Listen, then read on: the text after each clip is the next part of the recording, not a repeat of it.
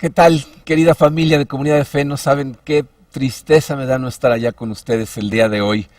Como ya seguramente les explicaron, nuestro pastor Mark y su esposa Laura están en África en misión y me pidieron que viniera a cubrirlo.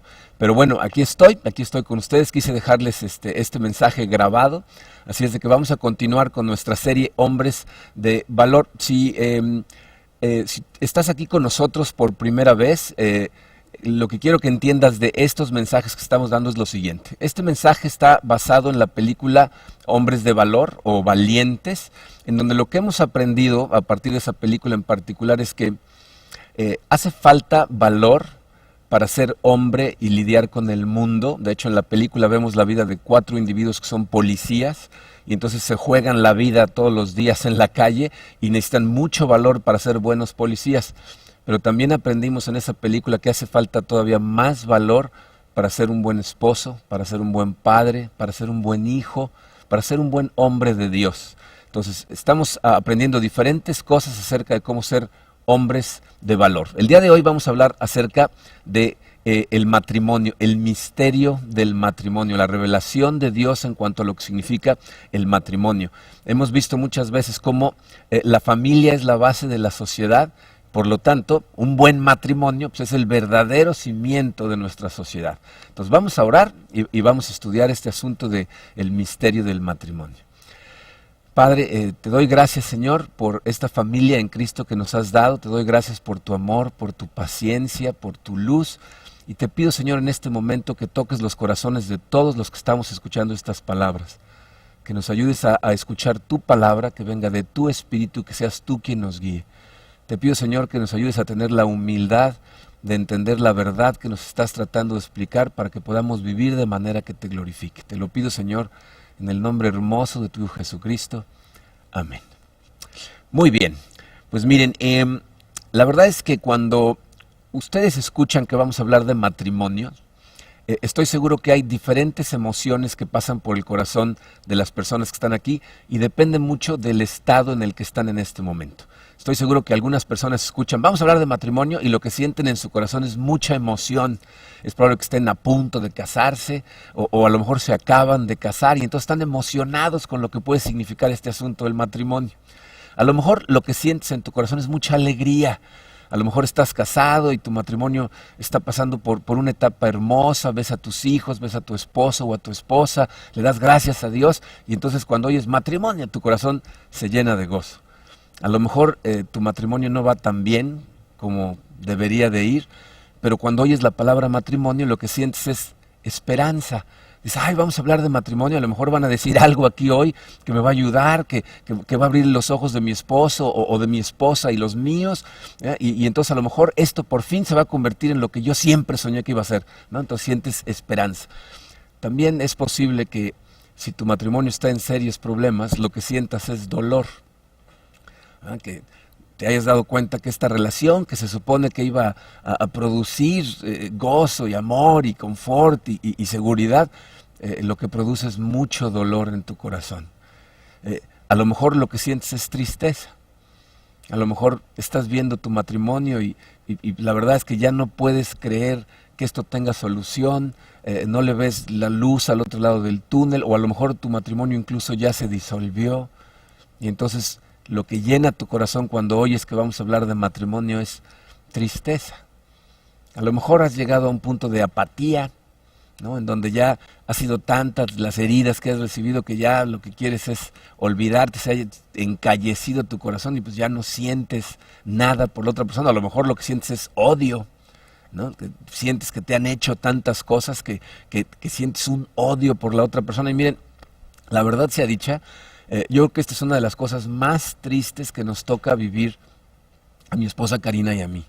El ser parte de matrimonios que empiezan con la emoción y la alegría y poco a poco van permitiendo que cosas sucedan que los lleven hasta la tristeza, la apatía o el odio. Pero estoy convencido que la razón por la que estas cosas pasan es porque no entendemos correctamente de qué se trata el matrimonio.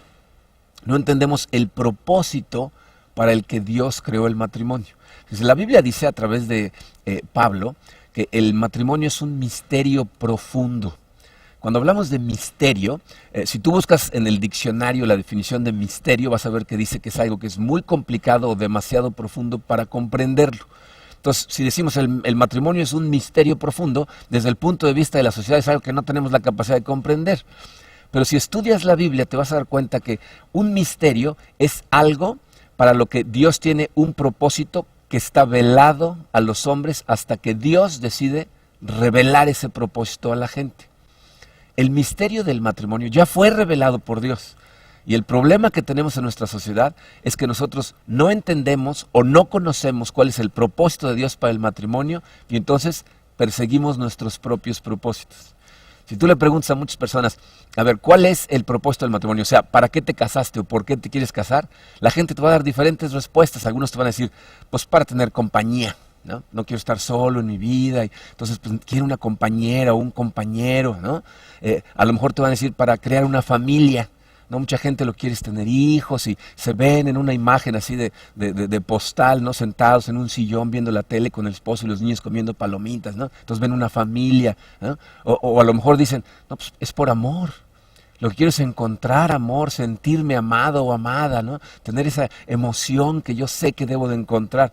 Si se dan cuenta, lo que estamos diciendo con todas esas definiciones de matrimonio es, quiero ser feliz.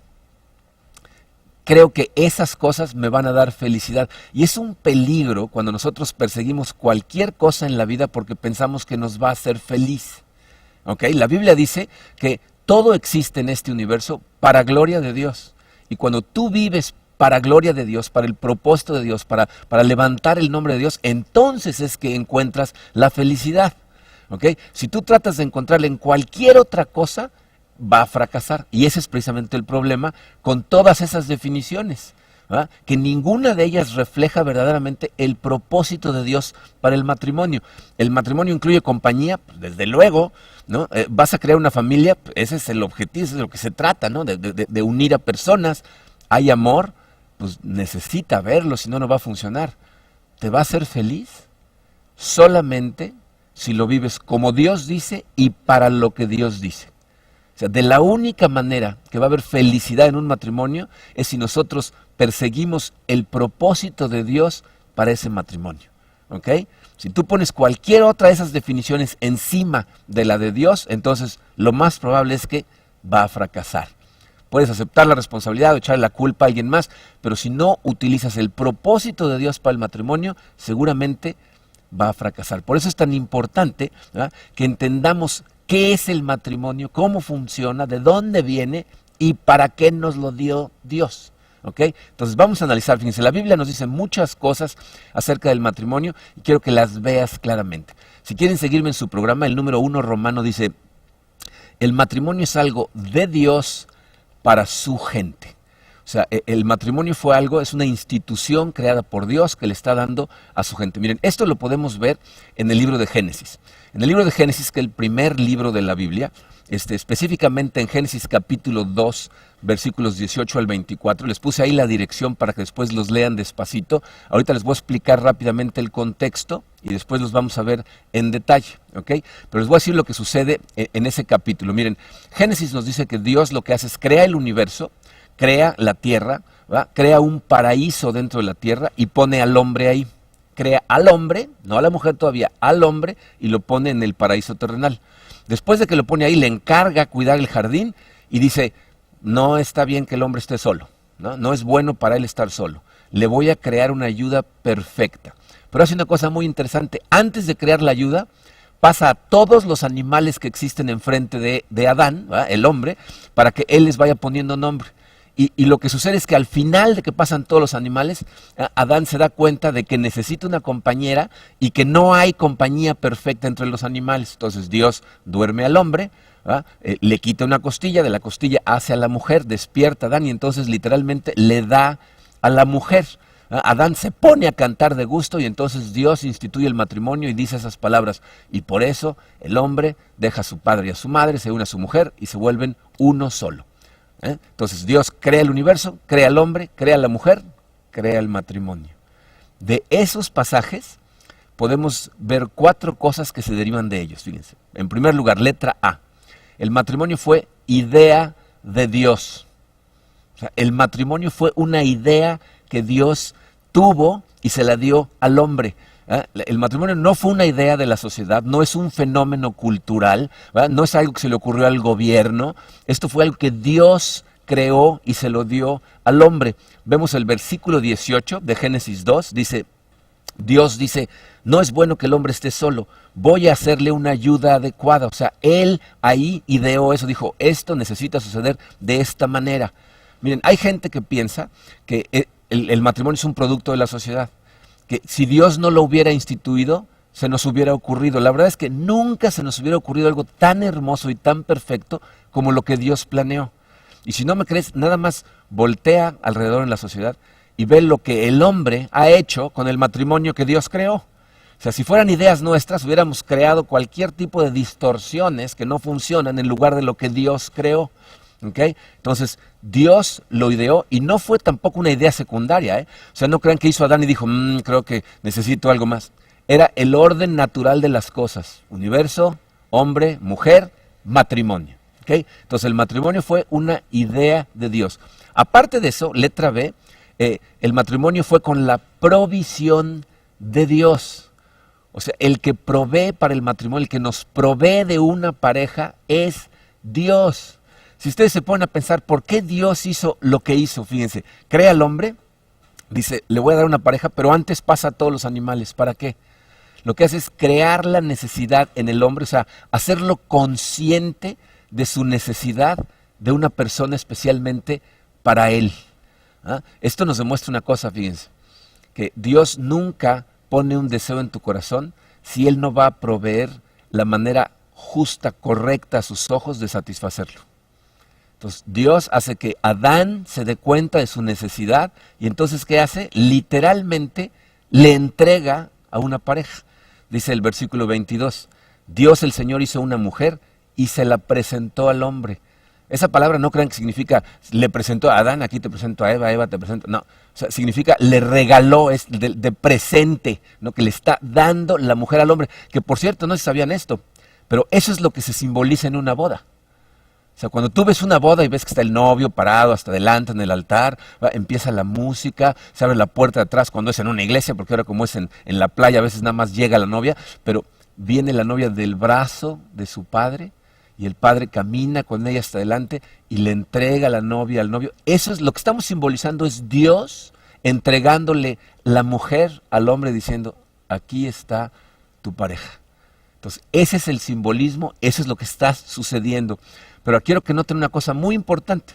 ¿Se dan cuenta que cuando Adán tiene la conciencia de su necesidad de una pareja, en ningún lugar en la Biblia dice, y entonces Adán salió corriendo desesperado a buscar una pareja? O sea, cuando nosotros estamos solteros, fíjense, esta es una lección para los solteros. No se trata de andar buscando desesperadamente a la persona correcta. Mucha gente piensa que de eso se trata ser soltero, de estar buscando a la persona correcta. Miren, hemos hablado antes en mensajes especiales para los solteros, que sí es necesario que tú tengas los ojos abiertos para cuando Dios traiga a la persona correcta, tú la puedas identificar.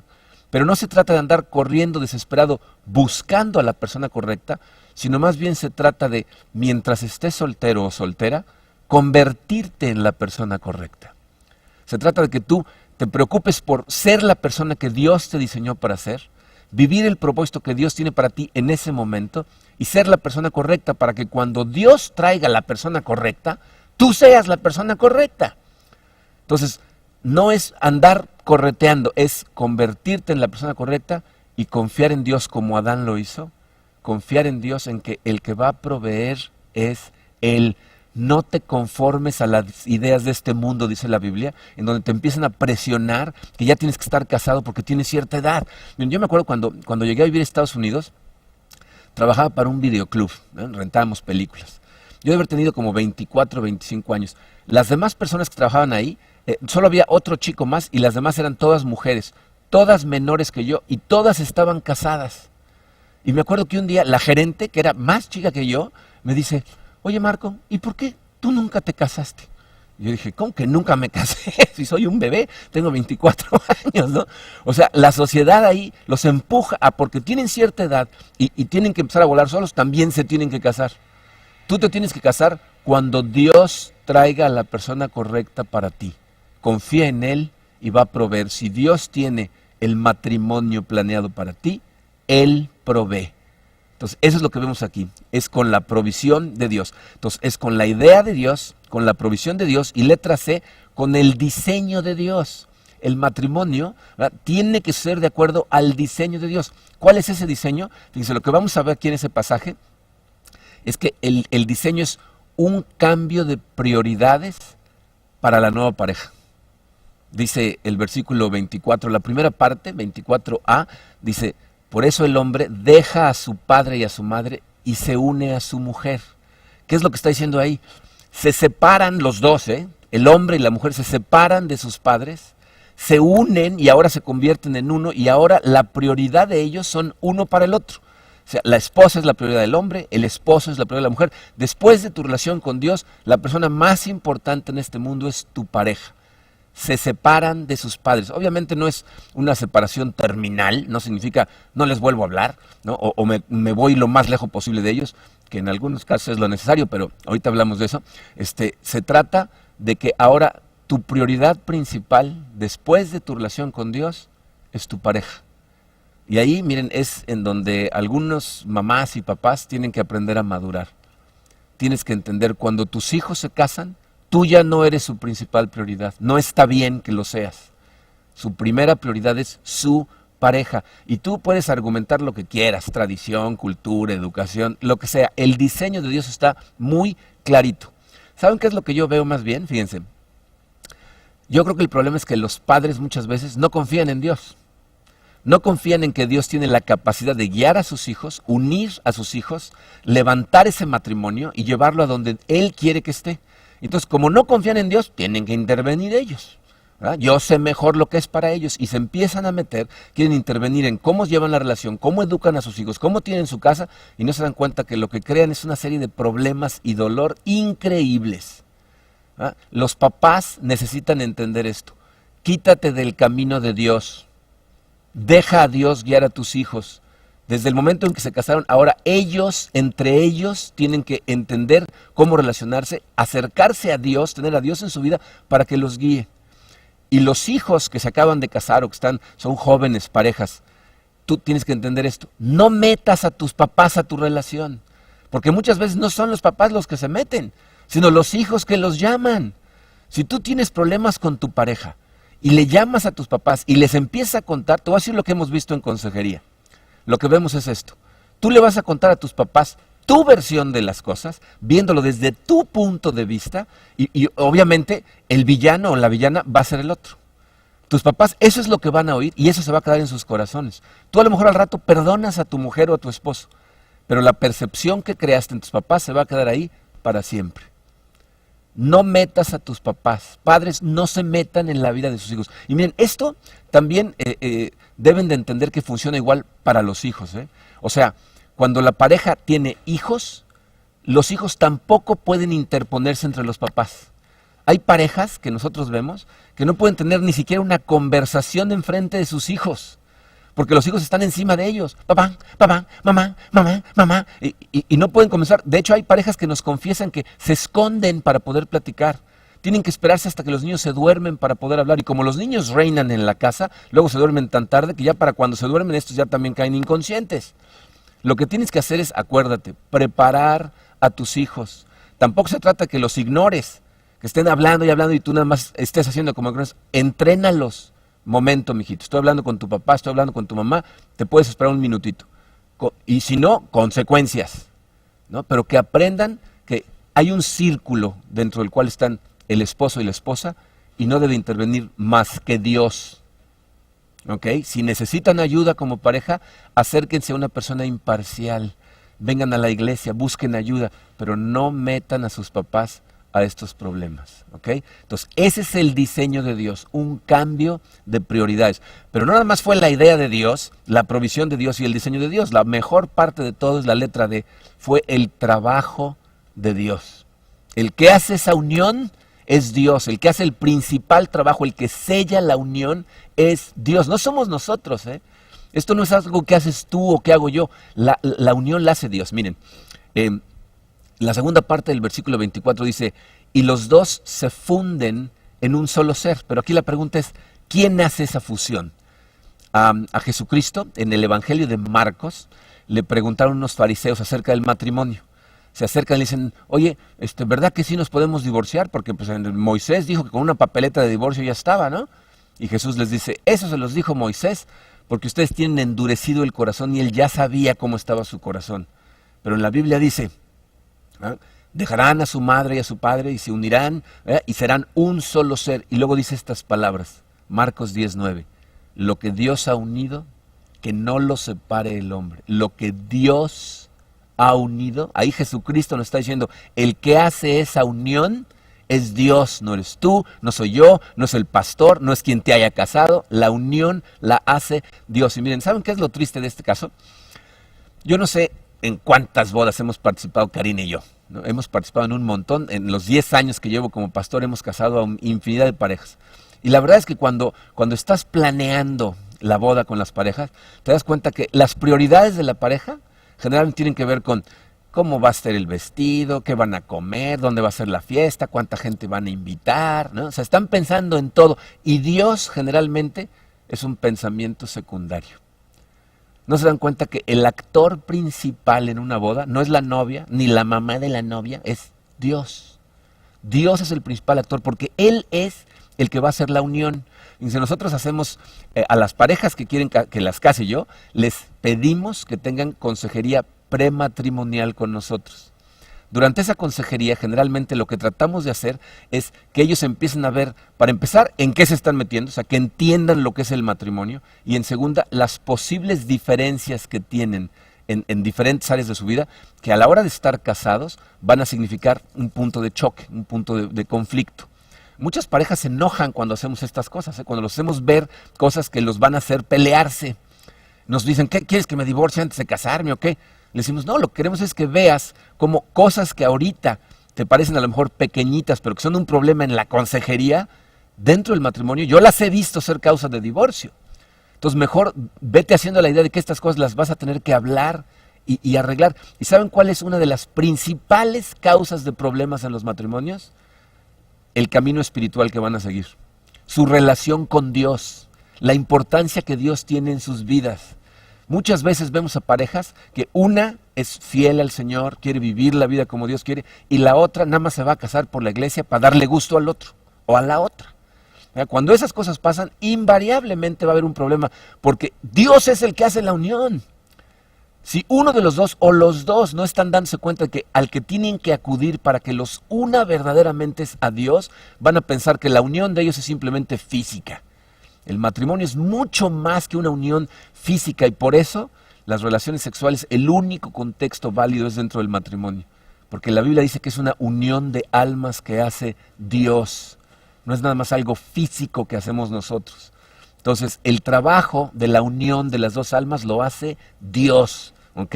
Ahora, ¿por qué todo esto es tan importante? Entender que viene de Dios, que Él es el que provee, que es su diseño, que Él es el que hace el trabajo. ¿Por qué es tan importante? Miren, si el matrimonio es algo de Dios para los hombres, significa que Dios tiene un propósito específico para el matrimonio. Y nosotros como hijos de Dios, nuestra responsabilidad es vivir todo lo que vivimos para el propósito de Dios. Entonces la pregunta evidentemente es, ¿cuál es el propósito de Dios? ¿Para qué diseñó Dios el matrimonio? Número 2, Romano en su programa dice, el propósito del matrimonio. Miren, como les dije al principio, Pablo le llama al matrimonio un misterio profundo. El lugar en donde este misterio es revelado es en la carta a los Efesios. Vamos a leer ahorita 4 versículos. En los primeros 3, los versículos 22 y 25 del capítulo número 5, nos van a hablar de los papeles que juegan los esposos y las esposas. Luego el 31 nos va a hablar de el matrimonio y luego el 32 nos va a decir qué significa, cómo se revela el misterio. Vamos a leerlos. Efesios 5:22 dice, esposas, sométanse a sus propios esposos como al Señor. El papel de la esposa es aceptar el liderazgo de su esposo como la iglesia acepta el liderazgo de Cristo. ¿Ok? El versículo 25 dice, esposos, amen a sus esposas, así como Cristo amó a la iglesia y se entregó por ella. ¿Qué está diciendo? Los esposos, su trabajo es dar su vida por sus esposas. Con el mismo amor que Jesucristo amó a la iglesia y entregó su vida por ella, los esposos debemos dar nuestra vida por nuestra esposa. Ese es el llamado a los esposos. Luego, en el versículo 31, Pablo va a hablar del matrimonio y su propósito. Dice, por eso dejará el hombre a su padre y a su madre y se unirá a su esposa, y los dos llegarán a ser un solo cuerpo. Esto es un misterio profundo. Yo me refiero a Cristo y a la iglesia. ¿Se dan cuenta de lo que acaba de decir? Se dice, ok, el hombre deja a sus padres, se une a su mujer y se casan. Dice, es un misterio profundo, pero ese no es el verdadero misterio. El misterio profundo es Cristo y la iglesia. Entonces está diciendo, el matrimonio lo que hace es ilustrar, ¿verdad? Mostrarle a todo el mundo, ¿verdad?, la representación del amor de Cristo por su iglesia. Entonces, ¿cuál es el propósito del matrimonio? Dice su espacio en blanco, ilustrar al mundo la relación basada en amor sacrificial entre Cristo y su gente. O sea, la intención de Dios fue que nosotros, a través del matrimonio, le demostráramos a toda la gente, a este mundo caído, cómo se ve el amor de Cristo por su iglesia. Cuando un esposo ama correctamente a su esposa, o sea, da su vida por su esposa, y la esposa acepta el liderazgo de su esposo, estamos reflejándole al mundo cómo se ve la relación entre Cristo y la iglesia. Miren, dense cuenta de lo que esto significa, porque tiene significados diferentes y profundos. Para empezar, significa que el plan de Dios siempre fue redimir al mundo con Jesucristo. O sea, ese fue su plan desde el principio de los tiempos. Dios instituye el matrimonio al principio de los tiempos para simbolizar algo que va a pasar miles de años después con la llegada de Cristo. Está diciendo, este es mi plan, y lo van a empezar a ejemplificar con el matrimonio que instituyó mucho tiempo antes. Por eso el misterio no se revela hasta que llega Cristo, porque no podíamos entender lo que significaba Cristo muriendo por la iglesia hasta que viniera Cristo. ¿Okay? Pero eso significa que su plan siempre desde un principio fue simbolizar lo que Cristo iba a hacer. ¿Qué hizo Cristo? Fíjense cómo la simbología es perfecta. Cristo deja a su Padre, baja a la tierra, se aferra a nosotros, y a través de un sacrificio de amor, hace un pacto en la cruz para redimirnos. Ese es el misterio. Cristo vino a morir por amor por nosotros, para liberarnos, para entregarnos a su Padre. Y nosotros debemos, como esposos y esposas, ¿ah?, reflejar eso en nuestro matrimonio. Por eso es tan difícil. Por eso hace falta valor para ser un buen esposo y una buena esposa. Porque hazte esta pregunta, ¿la gracia que nos damos entre nosotros, mi pareja y yo, refleja el amor de Cristo? Y dice, vamos a analizar estas cosas. Hay dos implicaciones en un matrimonio, según el propósito de Dios, que son importantísimas. Si tu matrimonio va a reflejar la relación de Cristo con el hombre, para empezar, número uno, es irrompible.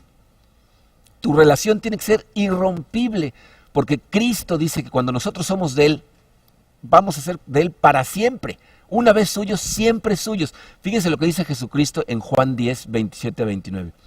Dice, mis ovejas oyen mi voz, yo las conozco y ellas me siguen. Yo les doy vida eterna y nunca perecerán, ni nadie podrá arrebatármelas de la mano. Mi Padre que me las ha dado es más grande que todos, y de la mano del Padre nadie las puede arrebatar. Jesucristo dice, mis ovejas, una vez que son mías, jamás van a dejar de ser mías. O sea, tu matrimonio, una vez que Dios te une a tu esposa, jamás nadie la puede arrebatar de tu mano. Y tú dices, pero ¿por qué es tan difícil entonces? ¿Por qué no puedo detenerla? ¿Qué dice ahí Cristo? Dice, nadie me los quita de la mano porque el Padre es más grande que todos y de su mano nadie los arranca. Lo que está diciendo es, si Dios no es parte de tu vida, si Dios no es el pegamento entre ustedes dos, si Él no es el que los está guiando, por eso las cosas se rompen. Porque no hay una unión creada por Dios, tienes que tener a Dios en tu vida. Si no lo tienes ahí, por eso los matrimonios son tan frágiles. Porque quieren vivir con su fuerza, con su diseño, piensan que su idea, su provisión, necesita ser la de Dios. Él es el pegamento. Entonces, cuando Dios está en medio de tu matrimonio, es irrompible. Y aparte, número 2, está saturado en gracia. Cuando Jesucristo vino a salvarnos a nosotros, nosotros no nos merecíamos ser salvados. Ninguno de nosotros merece la gracia que Dios nos ha extendido a través de la muerte de su Hijo Jesucristo. Efesios 2:8 dice, porque por gracia ustedes han sido salvados mediante la fe. Esto no procede de ustedes, sino que es el regalo de Dios. La gracia que Dios extendió a nosotros es darnos algo que no nos merecemos. Pásalo al matrimonio. El amor, la paciencia, el amar, atesorar y perseguir a tu esposa, se comporte como se comporte, es la gracia de Dios en tu vida extendida a una persona que no se lo merece. Y viceversa, que tu esposa pueda aceptar el liderazgo de una persona que no se merece el respeto de ser el líder, es a través de la gracia de Dios. Entonces, ¿se dan cuenta de la importancia de estas cosas? ¿Se dan cuenta de la importancia de que Dios sea el pegamento, que Él sea el que los une, que Él sea el que los llena del amor que le dan a su pareja? Miren, si somos honestos con nosotros mismos, nos daríamos cuenta que el problema que tenemos es el estado de nuestro corazón. Porque los papeles están muy claros. La mujer tiene que aceptar el rol de líder de su esposo. Un hombre no puede ser líder de su esposa si su esposa se rehúsa a seguir. Y el hombre tiene que estar dispuesto a morir diario. Karina constantemente me platica cómo ella ve la cara de emoción que ponen los hombres cuando hablan de morir por sus esposas, ¿no? Un acto valiente que toma un instante, atravesarte enfrente de una bala. Dice, es mucho más difícil morir diario, ponerle en primer lugar todos los días. Los papeles de los dos están muy claros. El problema es el estado de nuestro corazón. La caída del hombre lo que hizo es que el corazón de la mujer, fíjense cuál fue la maldición para la mujer. Tú vas a querer amar a tu marido, pero él te va a querer dominar. Y es lo que hacemos. Y la maldición para el hombre, tú vas a querer cultivar a tu esposa, pero va a sacar cardos y espinas. El corazón, el estado de rebeldía de nuestro corazón es lo que nos tiene en las situaciones en las que estamos. Hasta que nosotros no nos demos cuenta que es un corazón egoísta, un corazón que sigue nuestros propios propósitos, que no le hemos permitido a Dios invadir totalmente lo que nos tiene en estas situaciones. En el momento en que nosotros quitemos el ego de por medio, el egoísmo de por medio, nos humillemos ante la cruz de Dios y le digamos, Señor, yo ya intenté hacer estas cosas y no puedo, guíame tú, y te pongas en sus manos, hasta entonces vas a poder. Necesitas pedir ayuda. Y hace falta humillarte para venir y decir, no puedo, ya traté y no puedo, no funciona, duele mucho. Pero si nosotros buscamos ayuda con la gente de Dios, nos ponemos en sus manos y le permitimos entrar a nuestro corazón, entonces cada uno de nuestros matrimonios va a ser un reflejo al mundo del amor de Cristo por su iglesia. Y ese es su propósito. Y entonces va a funcionar. Vamos a orar. Padre, yo creo que hay pocas cosas tan difíciles para nosotros los seres humanos como extender tu gracia a otra persona. Hace falta un amor incondicional del que nosotros definitivamente no somos capaces, no lo entendemos, no lo vivimos, no lo experimentamos en la demás gente y por eso nos cuesta tanto trabajo. Mi oración el día de hoy, Padre, es que cada uno de los que estamos aquí vayamos a ti, Señor, para rogarte que inundes nuestro corazón con tu amor incondicional, porque solo llenos de ese amor lo vamos a poder extender a otras personas. Te pido por todos los hombres que están sentados en esta sala, Señor, para que doblegues nuestro orgullo, para que nos ayudes a tener esa humildad que hace falta para pedir ayuda y buscarte a ti. Te pido por todas las mujeres, Señor, que están en esta sala, para que les enseñes a ver a sus esposos como los ves tú, para que los apoyen, para que los animen, para que acepten su liderazgo. Padre, te pido por todos los corazones que están en esta sala, que sé que en este momento están sufriendo profundamente. Dales luz, dales esperanza, dales fortaleza, Señor. Te pido que seas un esposo para las mujeres que no tienen, que seas la fortaleza para los hombres, Señor, para tratar a nuestras esposas de la manera en que tú nos pides que lo hagamos. Te pido por todos aquellos a los que no destinaste para el matrimonio, para que sepan que van a encontrar su plenitud en ti, Señor. Te doy gracias, Señor, por todas estas enseñanzas y te pido por esta tu iglesia, Padre, porque queremos ser un ejemplo para el mundo a nuestro alrededor, basados en ti y para tu gloria. En el nombre bendito de tu Jesucristo. Amén.